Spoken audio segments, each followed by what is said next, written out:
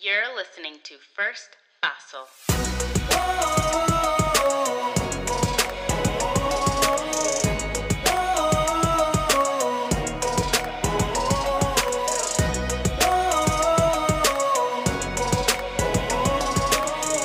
Because sometimes you simply need someone to help you take that first paso. Hello and welcome to First Paso, a show where we learn together how to take that first paso toward becoming the best versions of ourselves.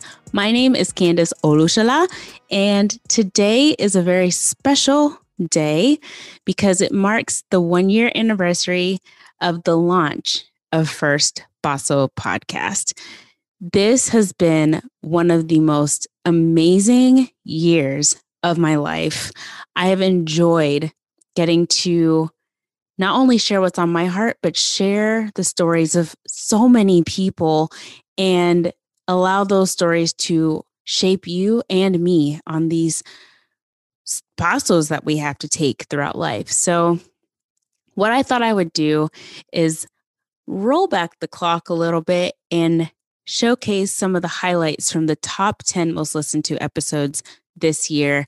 And I'm just so excited to show you some of these clips, let you listen to them, because these sections of these clips were moments that spoke deeply to me. And I just wanted to kind of give you insight on some of those things. So coming in at number 10 is episode 15 with Joyce Reyna, now Murphy, because she's remarried. And that episode is Let Freedom Ring. Because again, I had only practiced referring back to the things that I used to use to self-medicate, which was intimacy. I tried to find that within my marriage, but because when life got really tough for the both of us, marriage got really tough too. Mm-hmm. And so instead of what I know now to do, which is going back to the one who knows who I am, I actually stepped outside of the marriage to self-medicate the pain and the anxiety that I was feeling. And so I went and found affection from someone else, and I was unfaithful to my husband, and I cheated. And as you can imagine, that was a devastating blow to my husband, hurt him deeply, devastating blow to the marriage. It's, it's something that a lot of marriages, I dare to say most marriages, do not recover from. And devastating blow to any freedom I felt like I had found from those lies that I had been walking out before. It just made it 20 times worse because now I'm dealing with, oh my goodness, everyone's going to know that I'm a cheater and there's nothing I can do about it. My dirtiest little secret is going to come out. And because I had this terrible habit, which I know a lot of us do, of identifying myself by my behaviors, that's what I did then too. And unfortunately, I did that to other people too. And that's part of the reason why it was so hard for me, because I had knew other people who had been unfaithful in their marriages. And in my head, they were still cheaters. And so when I did it, I was like, oh yeah, no, I'm officially a cheater for the next 60 years. I no longer deserve good things. This is who I am. I am this scarred and this marked woman forever. And so I had already had a lot of practice as a perfectionist experiencing shame, since it's really easy for perfectionists to experience shame and to hide. That became worse. And then add on to that the guilt of hurting my husband and hurting my family. It was almost, the pain was almost too much to bear. And so I confessed it to God and I repented, but I did not feel forgiven. It was every day consistently going back multiple times a day. Father, please forgive me for cheating and being unfaithful. I'll never do it again. It was this, oh, wretched man that I am situation. Like, I'll never be more than this, which is such a terrible way to position yourself to your Father in heaven, because he does not see you that way. I just didn't know it. And so I was just ready to, again, be this person who just consistently would have to continue to go back to God begging for forgiveness and never feeling forgiven, which is even worse. And so during this time, I had, family support and friends reaching out. You were actually one of those that reached out and spoke life over me. Multiple people did. And a couple of friends of mine, Eddie and Jayla, they called me one day and they started to speak to me about this God who saw me as a daughter. And the whole concept initially just went straight over my head. I was in the deepest, darkest pain I had ever experienced. And I didn't know how to see outside of that at the time, but I let the words, I listened and I received it. I let the words wash over me. I just didn't know what to do with those words. And I would talk to you and you would speak life over me. And I'm like, yeah, I believe those things to be true intellectually, but it wasn't a heart thing for me. Right. Yet. But what I did know is that I had seen the power of the Holy Spirit within their marriage and in your relationship. I saw that you had intimacy with God and I wanted that. And so even though I didn't understand how to achieve that, I knew enough to say these things that, these people who love me and that know God are speaking over my life. I can at least start to speak those same things over my life. This resurrection power that's living inside of me that they keep talking about, I'll keep claiming that to be true, even if I don't actually believe it just yet, because maybe it'll one day actually be true for me. So that's what I did. Days became weeks and became a couple months, and then finally I had a moment where I took my first paso, where I actually decided to do what typically is the one thing that people will not do, and that's keeping them from experiencing the freedom that I know now, which is that I decided to believe. Actually believe the things that God says about me and about how much he loves me and about what he had redeemed me from. Man, Joyce's testimony was absolutely amazing to hear, especially since I got to be a part of that story with her and go through the behind the scenes moments where she was really wrestling with who she was because of all of these other surface level things that tried to define her. And so it was just so amazing to hear where she was. And like I said, she's married now to an amazing man of God who is actually in gospel choir with us. He was our drummer. No one would have figured this out. And I got to attend their wedding, and it was one of the most beautiful ceremonies of redemption. And I really encourage you guys to go back and listen to that episode once again. All right. So coming in at number 9 is episode 8, Sexual Healing by Dr. Candace Knowlton. So I was choosing celibacy because I could have slept with people. I had people that I was interested in that were viable options, but I was choosing to be disciplined and just not have sex. Yeah, because at that point I had in-house. Like my ex and I still live together. I could have hit that up if I wanted to, but I didn't. I did because I was choosing to try to exhibit some measure of self-control. So that lasted for about 10 months. And then I fell off the wagon again. And I realize now that when I fell off the wagon this time around, that was truly a spiritual warfare. And I say that because I remember when it happened and I had this strong urge to have sex. Like it was an unnaturally strong urge. Which leads me back to my story I was telling earlier about how 2 or 3 months ago, I was wondering if God would ever deliver me from this. Now I'm back to my 3rd episode of celibacy. And I was saying, God, are you really going to deliver me from this? And so what he led me to do was one Sunday I was sitting in a hotel room in Knoxville. I was on a away assignment with work. And I woke up that Sunday. He led me to watch a particular sermon online and do a couple of other things. And then at that time, it was like I could hear God telling me, just like I'm sitting here talking to you, Candace, I did it. You've been delivered. And I was like, wow, really? I was like, really, God, did you really do it? And it was like when God does it for you and he really gets ready to deliver you, and please don't give up. It could be 10 years. It could be 20 years. If your heart's desire is to do right by God, I promise you, whatever you're asking him to deliver you from, he will do it in due time. Yes, he will.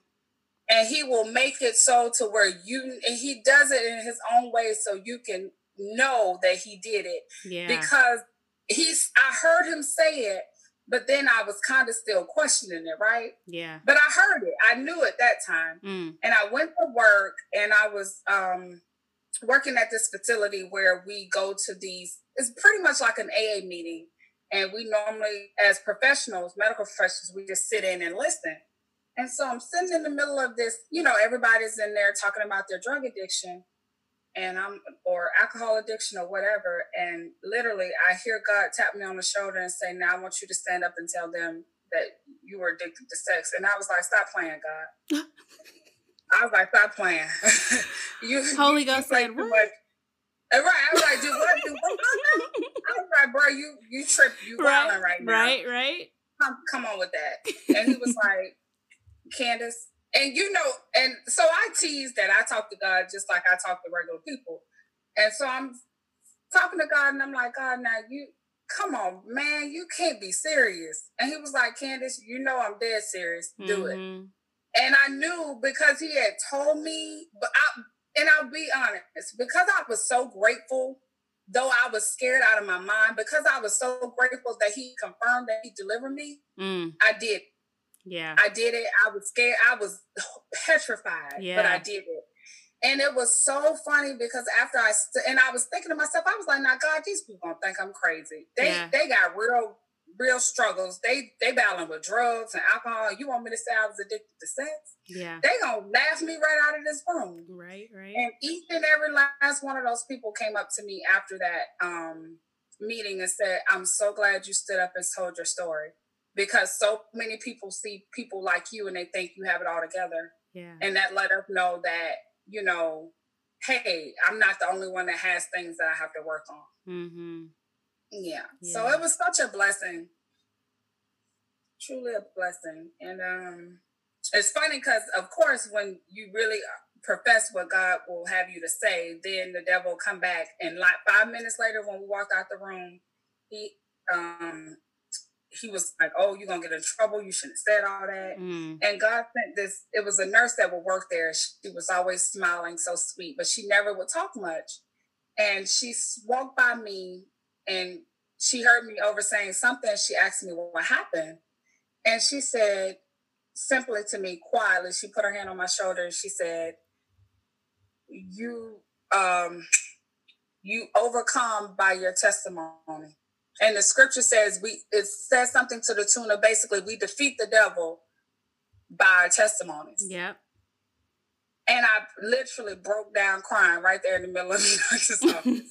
But because it was God confirming to me that's exactly what I wanted you to do. Yep. So you asked me, did you really deliver me? And you had a whole other person come and tell you. Girl, she literally whispered in my ear, and she didn't even know, Candace, that I had been having this whole shirt. Like she didn't know me from the gum on the bottom of her shoe, and she literally whispered in my ear, "He did it." Wow. Right. Wow. I would have lost it too, to be honest. Girl, baby, I would have just burst into tears. I did. Wow. Because it's like, that's the best feeling in the world when you've been asking God to deliver you. It's one thing when you ask God to give you something and he gives it to you. Because that's something, that's something you want. Yeah. And being delivered is something you want, but it's a different type of feel. You know what I mean? Yeah. But to know he's lifted something off of you, that's kind of him taking something away. Yeah. It's such a blessing. Yeah. It's that liberation. That liberty that God wants for us. And to actually feel that it's like the spiritual shackles have just been released. It's like, whew. Your girl was straight up out the joint, okay? Yo, Candace is my girl. I love her so much. And it was so refreshing to have this conversation about sexual healing, just because we were coming from totally different aspects of sexual activity, where I'm a virgin and she's not. But the way that we related to this was so similar. It's wild. And I've heard so many people talk to me about how much that particular episode really helped them transform their ideas of sex in general and help them strengthen their journey to step into celibacy. So I absolutely encourage you guys to go check that episode out as well. Coming in at number 8 is episode 41. So What's It Gonna Be? Starring Trace Gaynor. one of the singers from the sing-off group, the Philharmonic. I can't keep doing this. Like, I need to either pick. Yeah. I need to pick which side. I mean, am I going to do this Philharmonic thing, this sing in a group and go full-fledged, like, touring and making videos and doing this artist life, or am I going to do the safe corporate business route? And even safe corporate business route, I was still in the music industry, and so that's shaky enough as it is, but that was like the stable choice. And there's a moment, so my paso, I would say, in September 2015, I was about to go on like a 2-week tour. Like, it wasn't long, but to 2015 Trace, I was like, I made it. I'm on a 2-week tour. I'm going to perform. And I had to tell my boss, I was like, hey, like, I'm going to be I have to go for 2 weeks because I'm going on tour. And he was like, hey, like, that's great for you, but like, you can't do this anymore. You need to pick. Like, as much as I would like to say, like, I support you 100%, but I can't support you as my employee doing this. Like, you can't be my assistant and disappear for 2 weeks. And it's nothing against you, but he's right. Like, you need to pick. Like, which one are you going to do? Yeah. And I was like, I don't know. Like, I've been playing it safe for so long in terms of like, do I want to do the corporate route or do I want to do like the artist route? And it was one of my biggest goals after graduation was I don't want to be a starving artist. Like, I was not about that starving artist like idea. Like, I don't know, I have no guarantee of how much my next paycheck would be. I don't know where my health insurance comes from. Like, I don't want to have that. But going on this 2-week tour, which was like, that's exactly what I'm gonna be doing. I was so excited to finally have 14 days worth of singing to have on my calendar, but that means that like day 15 is like, now what, and so the paso I would say was quitting.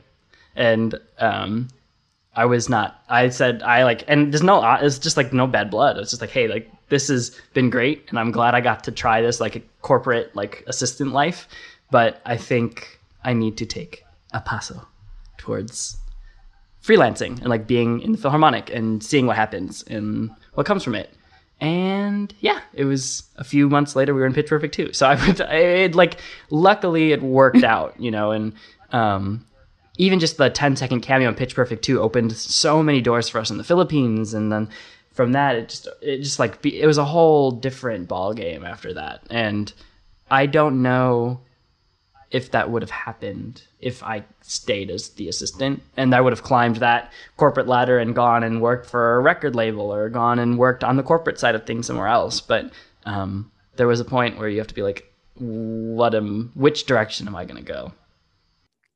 Trace is so funny, but his story is so interesting because I feel like a lot of people make these decisions and they don't realize the impact that their decisions not only make on their own lives, but on the lives of other people that they work with. And he went out on a limb and it's really manifested itself pretty successfully. So I am so proud of Trace. He's doing amazing things now. And he's just such a great person. And I want you guys to go back and listen to his episode because not only do we talk about this, but we also talk about issues that we face as kids of either immigrant parents or we're like first generation, second generation immigrants, kids of immigrants. And the conversation got pretty deep, surprisingly. So go check that out. And I hope you enjoy it. Now, coming in at number 7 is episode 37, The Departure, starring Patricia Isom. 2 weeks before I ended things, he tried to break up with me. And I said, absolutely not. Like, I really do think that we can work this out. Like, I love you. We both sacrificed so much for each other. And so I just was like begging him not to break up with me. I was begging him not to break up with me. And then I was like, Patricia, that's ridiculous. Begging someone to stay with you is not who you are, and it's not who you want to be.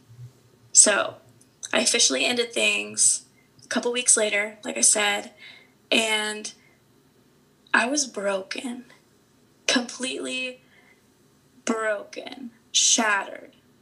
I had told myself that I could never live without him, that he was the man that God had for me. And we had been intimate, and that had made things 10 times worse.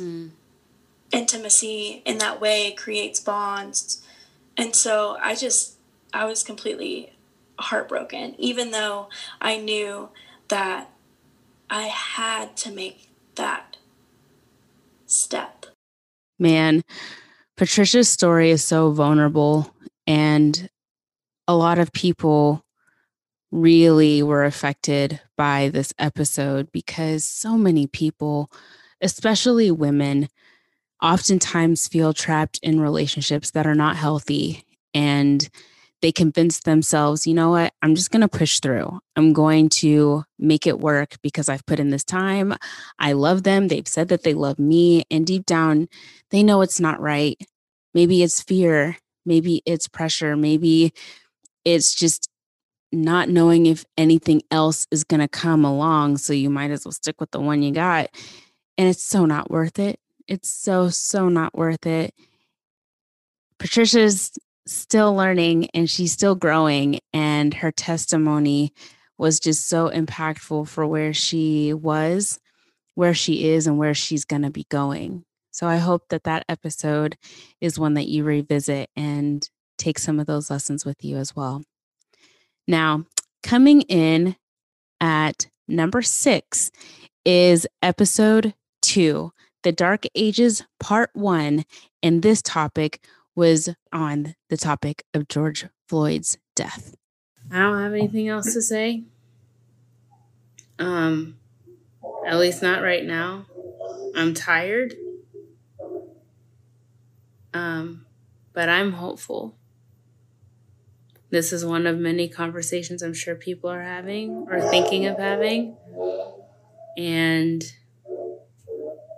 I just hope more are birthed out of it in the future. And it all starts with us individually. Like everyone said, it's a heart problem. And it starts with us on the ground level. We can't wait for our president to do anything about it. We can't wait for our government officials to do anything about it. We can't wait for the House. We can't wait for the Senate. We can't wait for the governors, the mayors. It's us.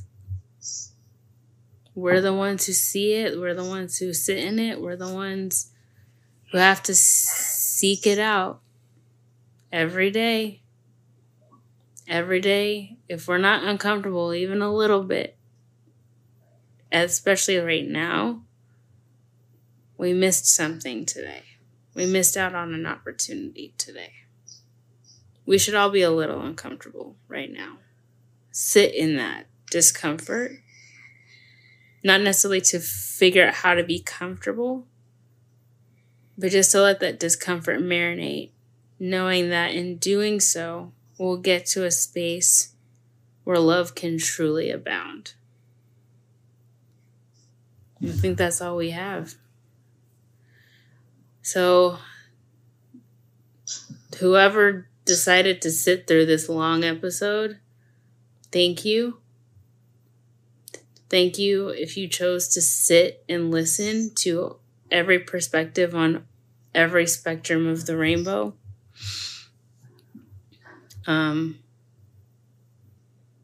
That's a beautiful start. That's a great start, to be willing to just listen. If you can sit through an uncomfortable conversation on a podcast for a couple hours of your day, just to try to understand, I promise you, you had a great day. And it's only going to get better. So, until next time, thanks, guys. This episode had to happen. The second I heard about what happened to George Floyd, I knew it was time to launch this podcast. My heart was broken. I was angry. I could not stop crying. And I just called up my friends, called up my little brother and said, guys, we got to talk. We have got to talk because this is absolutely ridiculous. And at the same time, it's all too familiar because the fabric of America bleeds this type of hatred and violence towards people of color. And so I urge you, as America is trying slowly but surely to find justice, especially since the trial with Derek Chauvin, and his case is about to be looked at again to see how long he's even going to be in jail. I think this is a good time to just remember where we were last summer at this time. And I just want to say a special sorry to George Floyd's family, that we're still praying for you guys, that we're with you in this. I won't give up. There are so many others who will not stop until George Floyd's name is not only a household name, but it's one of honor. And I stand by that. I want to give my condolences and prayers to Minneapolis, to Minnesota as a state. You guys have gone through a lot, but we're with you in this. And we're not going to fight until justice is served. This is a heart problem. And I want to see change. Coming in at number 5 is episode 28. You Raised Me Up, Part 1, starring my parents, Dr. Wally and Curleen. I think children need to grow up with some structure. Structure gives you a framework to work with. And when you grow up in a structured home, it also gives you a standard of morality, okay? Especially being Christians, right? We are a Christian couple. And that's, we don't hide it. Anybody knows us that that's what we are. That's who we are. So you need a framework. If children aren't raised in a structured environment, then there's no framework. They can do whatever they want, and their life become chaos. They don't know when to say no. They don't know when to say yes, and that's why it's possible for as a psychiatrist, I treat the offsprings of foreign parents who then come to my office and say, "We understand. We are educated people and this and this, but how come our kids are on drugs?" Well, there's a reason. They really, when you dig down deep into it, they did have that teamwork.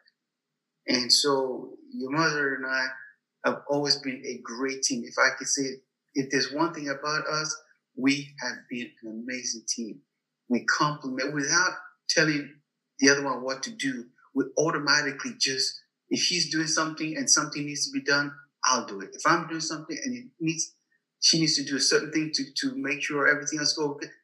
So we kind of read each other very well, and that's a blessing. That's a blessing. So yeah, I think on my part, even though I grew up with my grandmother, Grenada is a lot more westernized. However, one of the things that Grenadians or the people from the Caribbean, one of the ways the children are extremely, extremely obedient to their parents. We have the same sort of cultural values as far as, you respect your elders. You say, "Good morning, sir. Good morning, ma'am." You respect the older brother or older sibling in the family. And so we still have that culture. We still have that structure. And it may have been passed on from the slavery that, so they make sure that you do that. If you don't, as a child growing up in Grenada, if I pass an elder on the street and don't say hi to them, they would spank me there, and then they will go home and tell my mom or my grandmother that I did not say hi to them, and then I'll get spanked when I get home. And so you better be respectful. Or if they saw me doing something down the street that was inappropriate, any elder that see a kid doing something that's inappropriate, they have the right to talk to you, discipline you, and then they go home and tell your parents. Then your parents will discipline you too. So you're like always on your P's and Q's, so to speak. And so one of the things that we agreed upon was that the other thing, that we do, we are, of course, Seventh-day Adventist Christians. And there are several books in our Christendom that's been written as how to raise children. Even before we were married, while we were dating, some of our activities on a Friday evening at sunset, some of our activities were reading about relationships, reading about child rearing, and books like The Adventist Home. We would sit down and read those together in front of the public health building, because I was attending the School of Public Health. Under the tree. And we would lay down a nice cloth. She made the sandwiches, whatever, and we'll eat and we'll read together. And so we would read that. We would read messages to young people, and then we'll buy different other books that talked about how to raise children, and so we had a framework on how we wanted to raise children. We didn't just go into, and then I used to look at people who had friends of mine who had two-parent families, because I didn't come from a two-parent family. I looked at friends of mine who came from two-parent families and saw how they were raised, and think about how I would want to raise my children. Those are some of the things, some of the ways that, and then I learned a lot from him. I never really told him about it, but I learned so much from him about how to raise children, how children should grow up. And that's how, because of his family background, because of his family values, and I respected them so much. I'm like, that's how I want to raise, because him and his brothers are so close. The relationship they have with their parents, so strong, and something that I wanted my children to have. So I decided I am going to emulate that. I am going to pull from that. So I love my parents. They are so adorable.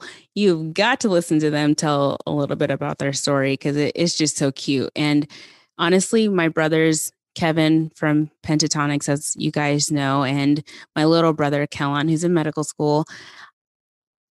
I mean, the things that my parents taught us, from being extraordinary and uncommon to recognizing who we were in the world, and to encourage us to remember where they came from, so that way we carried on the mantle that they wanted us to pass on to our future children.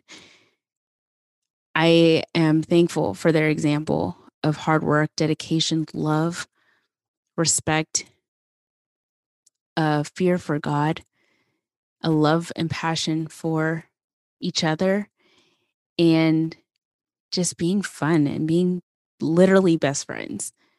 I really encourage you guys to listen to this episode, and actually the part 2 to that, because their full story is really cool. And I think it gives some really good insight for those who are parenting or desire to parent, or maybe are just kids and want to kind of think of how parents think about us when they're raising us in different stages of life. So check those episodes out.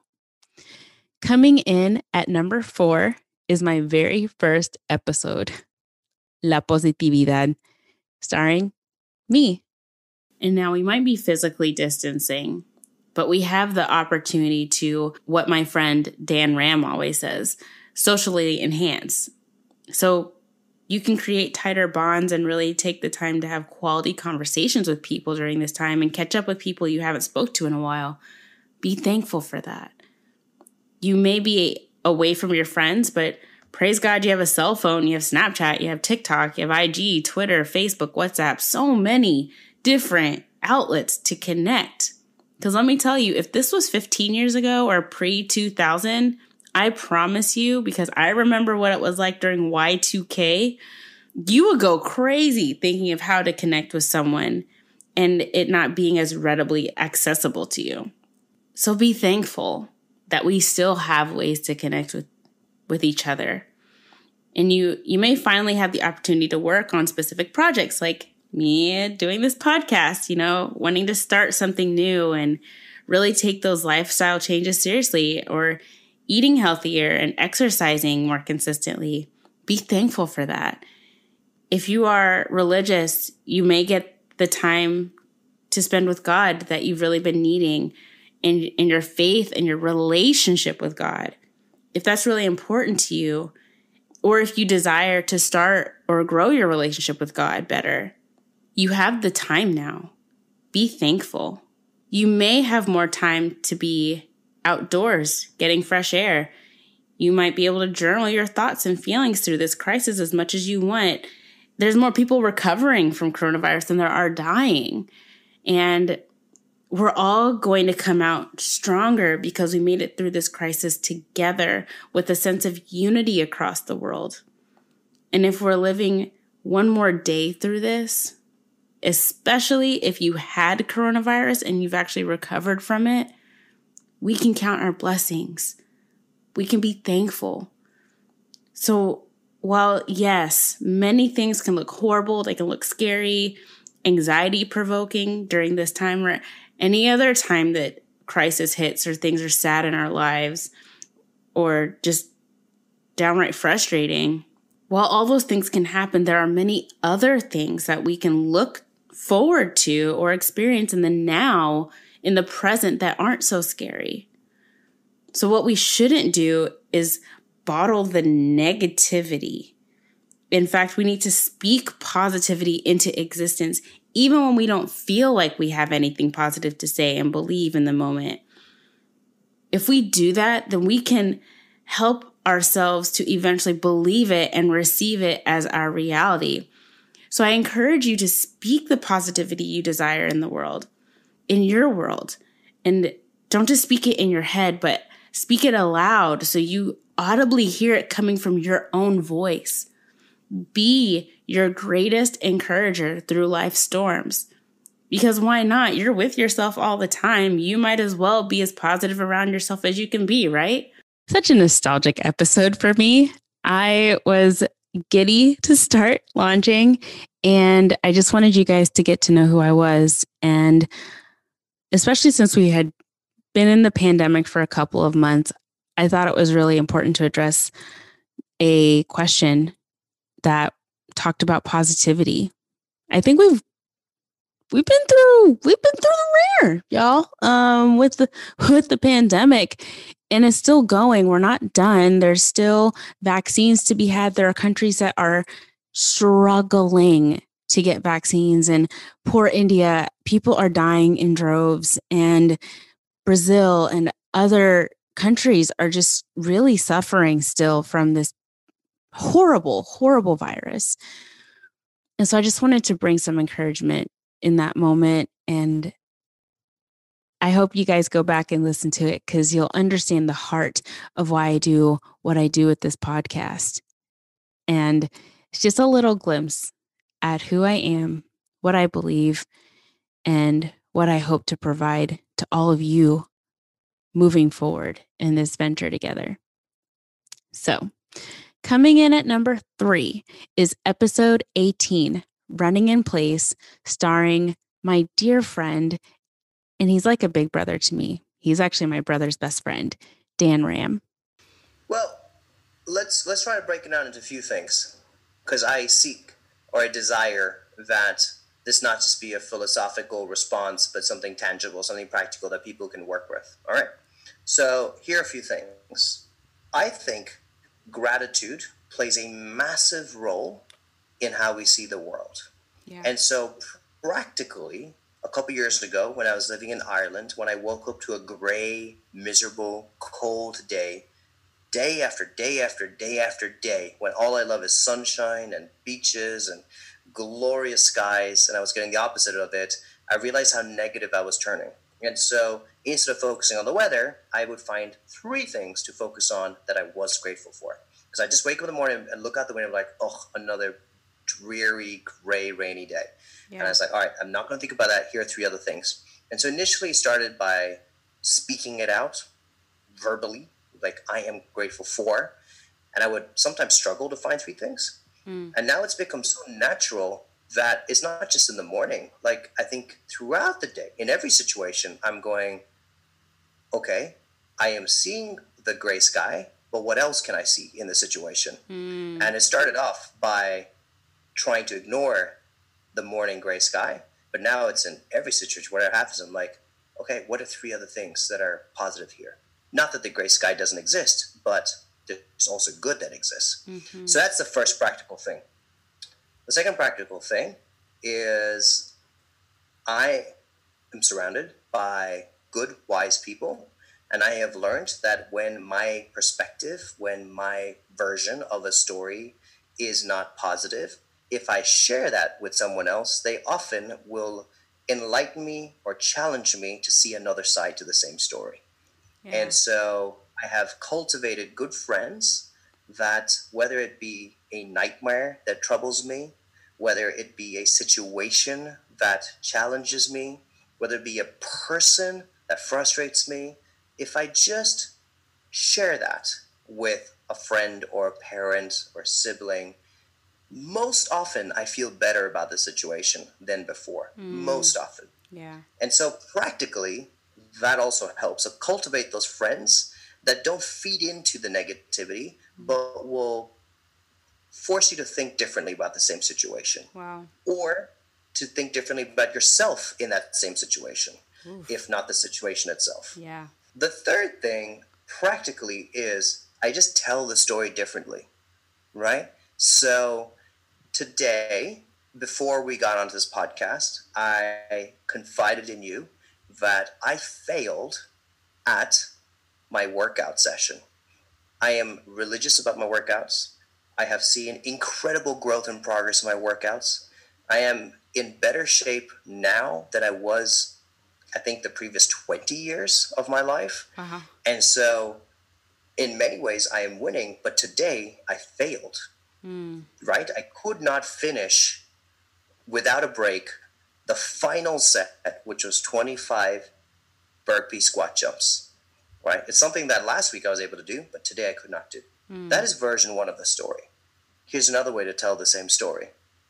I have finally found the boundary, the perimeter that I can now force myself to break, to overcome, so I can truly realize my progress. Because maybe until now, I was still in my comfort zone. And today I finally could test where my limits were. And real winning is not when you just do what was easy, but when you do something that was hard. And today I discovered hard. Wow. So tomorrow, if I can do it, that is real winning. And so that's just another way to tell the exact same story. Wow. I could look at the same situation and say, which is also true, at the age of 34, I train with a 16-year-old who in many ways is in the prime of his life as a man, as a developing human being. We had played tennis for 90 minutes before that, and then we were doing this high-intensity training. And even earlier on in the set, he quit.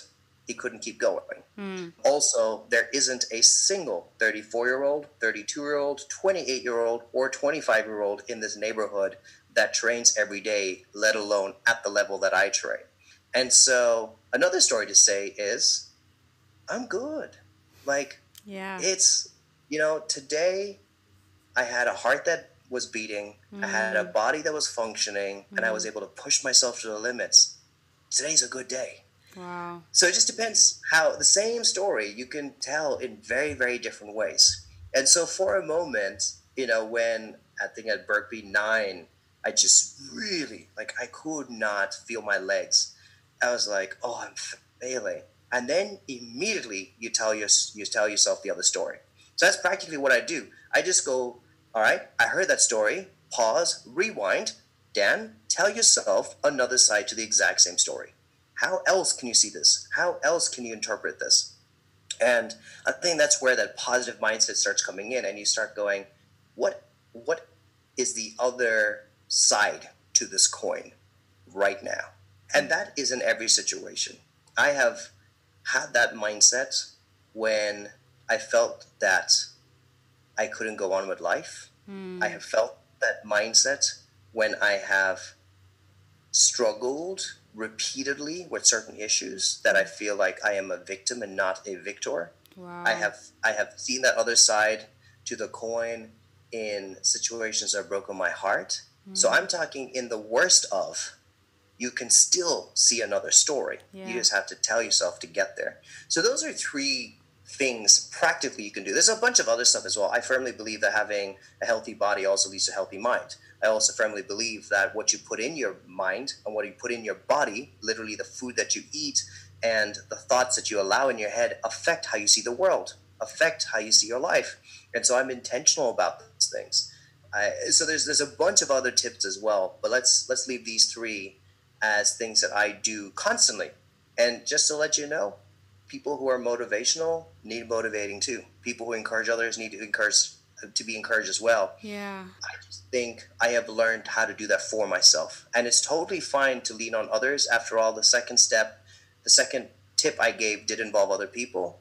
But I think everybody will be in a better place if we learn to depend on ourselves, to motivate ourselves, to encourage ourselves, to will ourselves forward. Because we will not always have a cheerleader squad around us. We will not always have good people around us. We will not always be surrounded by supportive, good influences.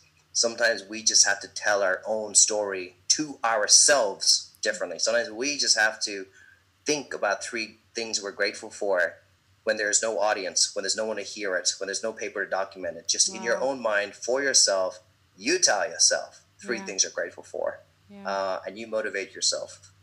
I just love me some Dan Ram, guys. He is an amazing influencer. Please go follow him on social media. He is well known. He is innovative. He is charging. He is just such a bright spot in this world. And you should go see what he's actually doing right now to help India. You know, if you follow him, that he's been living in India during the pandemic. And if you listen to that episode, you'll find out why. And he has so much family there, so many relatives, loved ones. And he and his family are actually taking the time to be of service in the middle of the crisis happening in India. So if you want to help them out in any way, shape, or form, go and follow Dan Ram on social media and help in any way you can, whether it's financially, with supplies, however he asks, please do what you can. And even if you just have to offer up prayers, they would really appreciate it. He is going into people's homes with his parents. They are helping to take care of people, and they've been losing loved ones for weeks since the big cleansing event. And so it's been really devastating, not only on his family, but on their whole nation. So please, continue to think of India, see what you can do to help out, and listen to this episode when you get a chance. So coming in at number 2 is actually episode 33, which is part 3 of the Dark Ages series. And this part stars my cousin, and when he was enraged with what he was seeing with the insurrection while living in Canada. Okay, so in my estimation, just because the inauguration is 10 days away, like there's plenty of time to get things done. In my, I have a very, very, I'd say, simplistic, watered down understanding of a lot of political jargon. But from my understanding, the two things that Biden is saying right now that he wants, or that he's hoping will happen in the next 10 days, is either the cabinet invokes the 25th Amendment, or at least they present articles towards impeachment, which one of the House members is saying that they're doing tomorrow. Like they are on this. They're just like, they're going to get to this right away. I think it was in the show 24 when this happened to the president. It happened in 2 hours, like at 4 o'clock in the morning. But in the back of my head, I'm just like, no, okay, that's a TV show. There's no way that's going to happen. Everyone's taking their time. When this happened last week, the cabinet and the House said that they were taking a 2-week break, and I'm just like, the U.S. Capitol was invaded for the first time since 1812, when the British burned it. And you're going to take a 2-week break. If this was Al-Qaeda, if this was any other group that came in and stormed the Capitol, you wouldn't be taking a 2-week break. Come on. You got to take this seriously. Okay, coming back to the inauguration.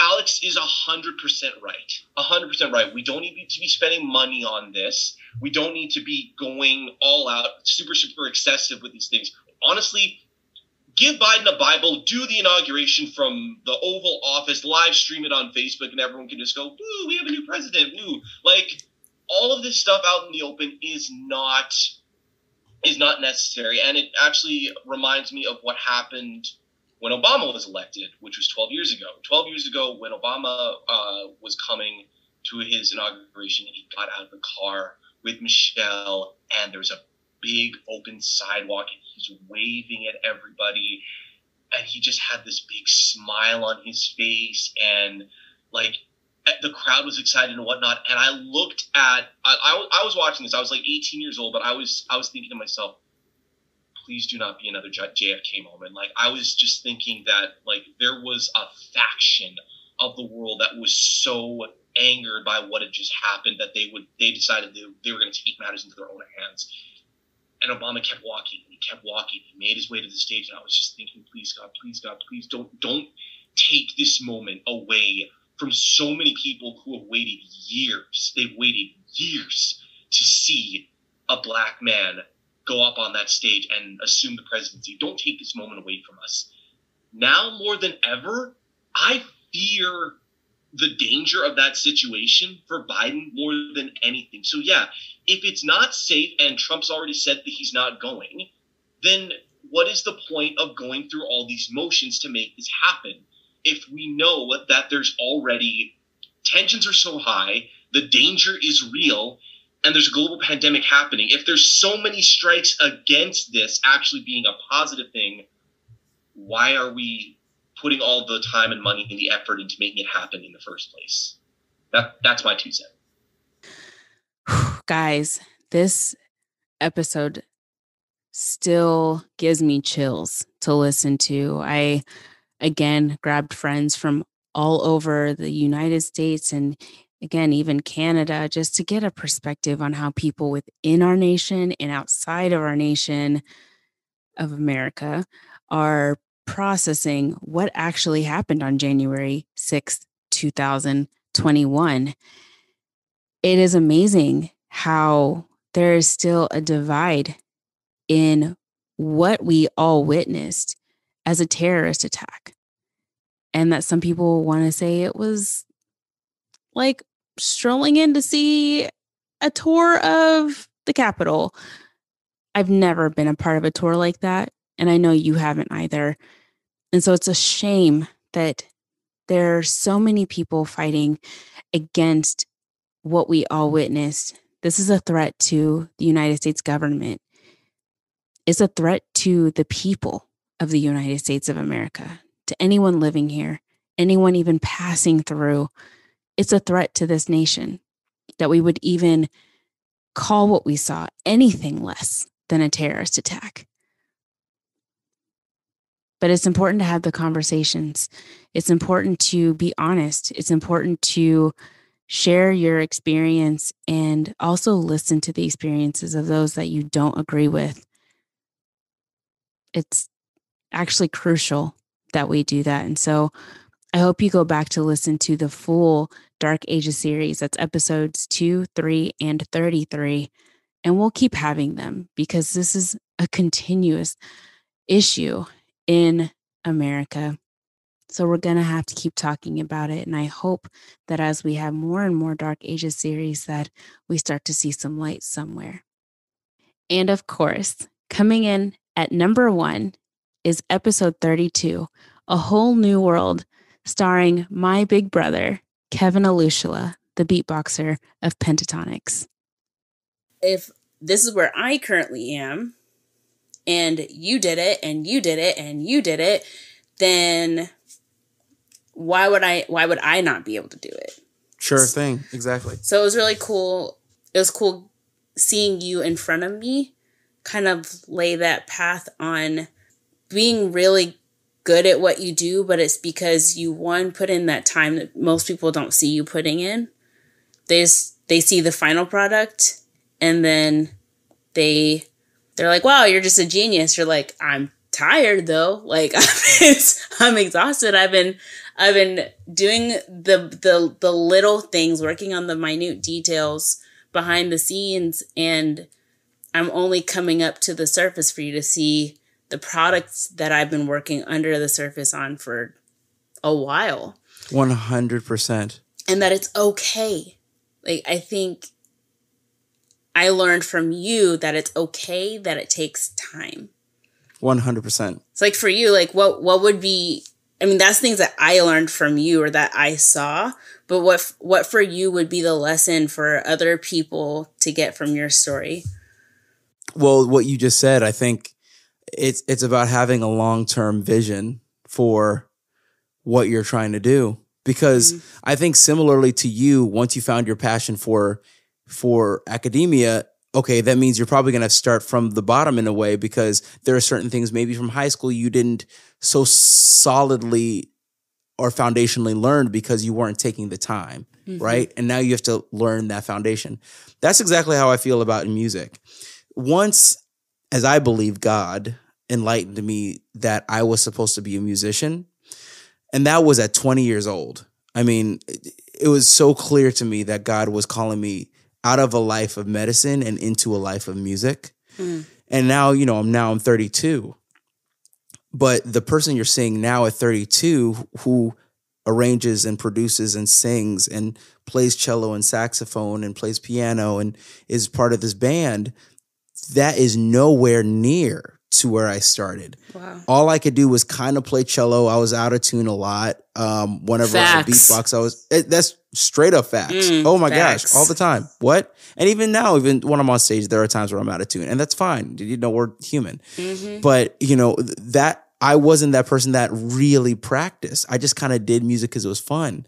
Once I understood what was unique about my musicianship, at least for that time with the cello and beatboxing, and God was calling me to it, it birthed a new spark in me to want to be better. Yeah. And so now I had to start to think about where I wanted to go. And honestly, I didn't know where I wanted to go. I just knew I wanted to get better in cello and beatboxing, up to the point where I could create this unique thing that randomly went viral. Okay, well, now I'm in the band. Was that exactly what I wanted to do for my career? No, I couldn't say that. But it was an amazing opportunity that I thought I would learn a lot from that became my career. I joined the band. Okay, now I have to be a better beatboxer. Okay, well, now I have to start listening to beatboxers that are better than me and just start taking a long-term approach. People don't know this about the sing-off. They'd say, oh my gosh, Kevin, you're this ridiculous musician on this beatboxer. They don't know that I would wake up 2 hours plus early just to practice fundamentals of beatboxing before we even started filming. And that was, sometimes it'd be 5:30, sometimes it'd be 6 a.m., but we would start doing our, recordings at 8. So I'm up at like 5:30, just starting to learn fundamentals from people so I could be a better beatboxer, because I just didn't know how to do that because I never really done that intensity. And then we win the TV show, we get a record contract, we lose the contract, now we move out to LA. Now we have to figure out a grind so that we can put out a lot of material. Okay, well, that means I have to learn how to arrange a lot. So I was in the arranging rooms all the time, arranging with my band, learning how to songwrite. Songwriting so many songs to where I could write a song like That's Christmas to Me, and it'd be the name of a title track of our double platinum Christmas album. That was the one, album that really, I think, catapulted us, right? Right.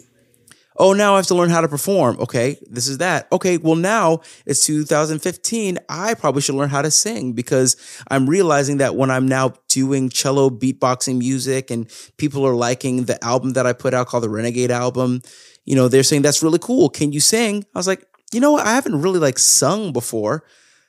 And I thought singing was something that you had to learn when you were young. I thought you were just born with this gift. I now know it's a skill and a craft that you can practice. So I decided at 26 years old, just start learning how to sing. Okay, I'm going to go to singing lessons. Okay, I'm going to watch YouTube videos of people that can teach singing. Okay, well, what's my unique voice? Who do I listen to that I feel like their voice resonates with me? Okay, great. I have that information. Keep trying it. Keep practicing it. Keep practicing it. You're not the greatest singer, Kevin. That's fine. It's not being about the greatest singer. It's being about the best singer that you can be to communicate what you have to communicate. Okay, now I'm learning about how to make my artistry happen with all the different tools that I have. That's gotten me to a point now. Oh, now I have to learn how to produce. Okay, now I'm learning how to produce. So it's a long-term vision of all these things that I've been learning to be able to communicate my craft, whether it's in the band or for my solo stuff that you see me do on YouTube or on my socials. So just taking that long-term view of where you want to be, there's a lot that you can do. People underestimate how much they can do in a year, but they overestimate They overestimate what they can do in a year, but they underestimate what they can do in 10 years. They truly underestimate that in a 10-year span, you will be so much better as a musician, as an artist, as a creative, as an entrepreneur, as a human, if you decide to be decisively diligent on whatever you're going after. So anyway, all that to say, take a long-term view for what you want and go after that, and just know that it's a daily process. I am telling you, it is so fitting that my brother's episode comes in at number 1, because he's the reason why I started this podcast. It was his motivation, his encouragement, him calling me the female Will Smith so many times my whole life and introducing me to other people as such, that I decided that it was finally time to step out of my comfort zone and do something bigger. So thank you all to all of my guests that have been on this journey this year. Thank you so much for being vulnerable with us. Thank you so much for sharing your heart with us. Thank you so much for being willing to teach us the lessons that you've learned and the lessons that you're continuing to learn. We hope to hear from you guys soon to get some updates on where you guys have been since we last heard from you guys. And to those of you guys who have been listening, thank you. Thank you for your support. Thank you for your messages. Thank you for your comments. Thank you so much for the things that you have done to make First Bosso what it's been. I just wanted to read a few comments that I've received about the podcast and things that people have shared with me that have really helped fuel my desire to keep going. I am really enjoying these podcasts. It's refreshing to know that there is a place and presenter that is truly interested in your participation. The discussions are raw and real. The listeners and participants are totally free to be themselves. There is no judgment. I am looking forward to listening to the other topics as well. After listening to the episodes of First Bosso, I love that Candace is sharing voices and stories that challenge us, the listeners, to think and learn, providing a platform for knowledge, laughter, healing, and the honest, messy steps of life. I look forward to diving in with her each Wednesday as she shares more First Bossos. I like that this podcast encourages me to challenge myself and take the first step to chasing my dreams. Hearing the stories of others helps put into perspective how I think about things in my own life. Candace keeps it real and shares with vulnerability. This is what makes the insights and offerings in her podcast so relatable and tangible. Do yourself a favor and listen to this wonderful woman have real combos with her friends, family, and other professionals. Candace does a phenomenal job of using her platform to amplify the voices of her interviewees. Every story teaches us a lot, and I love the authentic and joyful energy she brings to each episode. My favorite aspect of this podcast is the variety of guests Candace has interviewed and how we can all learn from each other's path in life. Whether it's a heartwarming triumph or the lows of disappointment, Candace covers it all. She's such a bright part of my day, and I love hearing her lift others by sharing her story as well. I can't wait to see where these first Bossos continue to take us. Guys, those are just some of the comments that I've gotten from you guys, and I'm humbled that you guys are receiving what's being taught here, because again, this journey is about us. And I hope in this next year, in the years to come, that we continue to be able to share each other's stories. Now, before we go, I wanted to give you some insight on what's happening with First Basso. As some of you may or may not know, this is under my business, First Basso Media, LLC, and I'm taking my First Basso and really pouring into the business aspect. And so you're going to start seeing this brand kind of transform. First Basso podcast is always going to exist, so don't be worried about that. But you're going to start seeing things on my personal page at Candy for JC, and that may or may not change. I don't know right now whether that's going to be my handle or not, but you're going to start seeing a transformation in how it's all going to tie in together. I'm building a team, and my team has just been so encouraging, so uplifting. We're pulling out my vision and trying to tailor it in a way that will connect with all of you. So I hope that those things become evident over the summer, and keep an eye out on things. Again, if you are seeking to find out ways to support, go to www.firstbasso.com. It's under construction, so a lot of things haven't been updated on that, and that's on purpose because I'm in the rebranding process. So I'm a little behind on those things, but don't worry about that. You can always go to the sponsor page or the merch page and find out ways to buy products and support my sponsors, which then also support me and how this podcast stays afloat. And I appreciate all of that. But most importantly, continue to listen on Wednesdays at 8 a.m. Eastern, 8 a.m. Central, and share, rate, like, comment. Let me know how you're doing and send me a text. I have a business number that you guys can text, and that way you guys can get personal information from me. My number is 859-800-3396. And I will promise to respond to you. Might not be right away, but I will definitely respond to you guys. Thank you guys so much, and I hope to hear from you soon. And until next time, take care. Bye.